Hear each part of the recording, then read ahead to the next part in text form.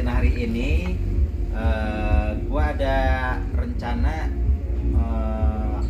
ada Stadium Reborn ya. Jadi Stadium Reborn itu stadium lahir kembali di penggabungan antara aset kripto sama apa real life application.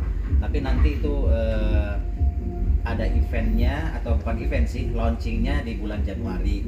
Nah, acara sekarang ini adalah Road to Stadium Reborn. Jadi untuk menuju ke launching ini ya kira-kira soft launching lah, bisa dibilang.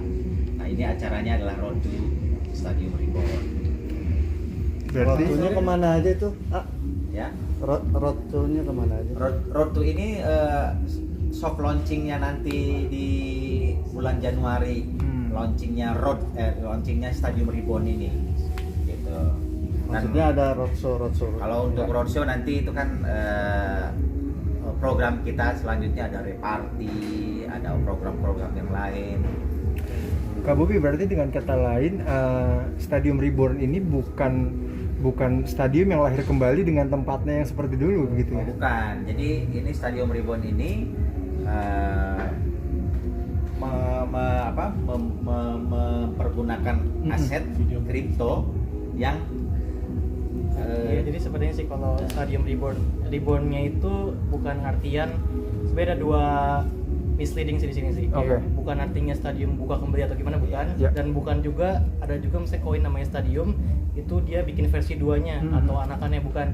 Jadi Reborn ini dalam artian tuh lahir kembali. Kita pengen bangun kembali hype-nya yang pernah ada di Stadium yang terkenal itu. Kita pengen bangun kembali nih hype-nya. Makanya kita bilang Stadium Reborn, dan tanda kutip Stadium Reborn. Artinya lahir kembali dalam bentuk crypto aset. Sekali lagi, crypto aset bukan cryptocurrency ya. Kalau cryptocurrency kan dia kan jadi outlier. Tapi ini crypto aset gitu. Itu sih. Tujuannya apa? Tujuannya kita pengen blending sih, pengen gabungin teknologi blockchain sama real life use case application. Jadi gimana blockchain ini kita sinergikan sama kehidupan nyata gitu sih. Itu ada bedanya nggak sih dari stadium yang sebelumnya sama yang sekarang gitu? Nah, seperti apa? yang seperti dibilang Pak Ben ini bukan stadium akan buka lagi klubnya, tapi itu tadi hype-nya diambil, hype-nya digabungkan sama ikoniknya juga. DJ Bobby ini sebagai icon kan, sebagai legenda dari stadium nih, muncul lagi nih setelah sekian lama nggak muncul, tiba-tiba muncul dalam bentuk crypto aset atau Stadium Reborn token. Nah, itu yang kita bilang reborn-nya tuh seperti itu sih. Berarti dengan kata lain targetnya adalah targetnya adalah fans-fansnya DJ Bobby dan fans-fansnya Stadium zaman dari dulu sampai sekarang, mungkin itu targetnya begitu. Ya, itu salah satu target utamanya, tapi kita lebih aimingnya ke global sih. Karena kalau lihat dari use case projectnya kan kita ada dua bisnis konsep model ya. Yang pertama itu real life use case application, itu yang kehidupan nyata. Ada juga yang use case-nya di bidang crypto aset atau kita bilang crypto asset use case. Nah, jadi yang pertama dulu yang real life application itu ada 3. Kita ada Rave Party Event Cleaning Indonesia yang pertama, yang kedua itu ada tourism, yang ketiga ada charity. Kalau yang dari segi crypto asset use case itu ada DJ NFT marketplace. Dimana penjelasan yang pertama dulu, kalau untuk yang real life application ini menarik sih, karena kita pengen blending gimana cara kita Rave Party event, kita support DJ lokal dulu, dan juga kita blending dengan tourism, pariwisata Indonesia, karena sebenarnya kita tahu pariwisata Indonesia lagi turun banget. Jadi di sini kita pengen ajak wisatawan lokal, wisatawan dari mancanegara untuk ikut andil partisipasi dari ikut Stadium Reborn token, supaya pariwisata juga meningkat, DJ lokal juga kita support gitu. Pasti ada tantangannya. Tantangannya mungkin seperti apa? Tantangannya pasti ini ya kalau misalnya di pandemi sekarang ya. Iya, pandemi ini mungkin kan terbatas. Ya mudah-mudahan kedepannya pandemi pun selesai. Dan tidak menutup kemungkinan dengan proyek kita ke depan, reparty apa, semuanya event apalah, kita mudah-mudahan berhasil dan maju, amin. Kita bisa buka kembali ke stadium. Amin. Hobi, tapi bisa dibilang ini buat istilahnya gebrakan nggak sih? DJ kan kemarin-kemarin kan lesu banget nih. Ya. Nah, bisa bilang event ini jadi gebrakan. Ayo dong bangkit lagi DJ gitu nggak sih? Justru ini untuk membangkitkan DJ kita yang di masa pandemi ini juga lesu, dan kita akan membantu DJ lokal kita dengan event-event ini, atau nanti mungkin di NFT atau apa nanti ke depannya project kita. NFT bakal jadi gebrakan sih, NFT marketplace. Karena di NFT marketplace itu kan kita fokusnya di dunia per-DJ-an aja. Jadi kita nggak terlalu meluas, kita fokusnya dunia per-DJ-an. Jadi di DJ NFT marketplace ini banyak karya yang bisa dipublish. Itu kayak gambar atau gambar bergerak atau GIF atau kayak video atau tanda tangan dari para DJ lokal, dari DJ luar negeri mungkin kita kolaborasi. Bisa juga contohnya seperti kayak ada sample beat music, mereka bisa publish di situ, dan baik lagi nilai tukarnya adalah Stadium Reborn token. Jadi kita juga lebih keren lagi, kita ada kolaborasi juga sih sama banyak DJ lokal, dan nggak menutup kemungkinan juga kita kolaborasi sama DJ luar.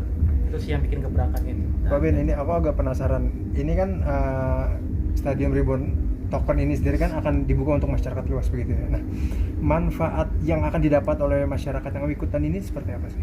Ini boleh sambil jelasin ya? Silakan. Jadi untuk benefitnya sendiri sih, kita menggunakan tier system atau tier membership sih. Karena kan di sini kan kita baik lagi masih crypto asset ya. Jadi menggunakan tier membership. Jadi cukup pembeli itu hold atau punya token dalam senilai berapa dolar, mereka bisa mendapatkan beberapa benefit. Contohnya kita membagi 4 tier system. Itu pertama ada yang bronze, ada silver, ada gold, ada platinum. Jadi untuk yang contohnya nih, untuk yang bronze, kamu cuma perlu hold token senilai dengan 150 dolar. Itu dapat fiturnya itu, keuntungannya kamu bisa mendapatkan early access untuk buy rave party event ticket. Terus kalau yang silver ada tingkatan di atasnya lagi, cukup perlu hold token setara dengan 300 dolar. Nah itu dapat fiturnya itu pembeli bisa early access buat beli tiketnya, dan juga bisa reserve buat table atau seat. Yang ketiga ada tier atas lagi gold, itu harus hold sekitar tokennya jumlahnya senilai dengan 600 dolar. Nah ini cukup menarik karena banyak banget ditawarkan di paket yang gold ini atau membership yang gold. Itu pertama itu bisa dapat early access, yang kedua dapat VIP reservation, ada hotel package, ada travel package, ada drink package. Nah tapi yang lebih hebat lagi di tier paling atasnya, tier platinum. Jadi di tier platinum ini holder atau yang pembeli koin ini cukup punya atau hold token senilai dengan 1000 dolar, tapi benefitnya banyak banget. Karena dari semua paket yang tadi mereka dapat diskon yang lebih besar, bahkan lumayan besar banget.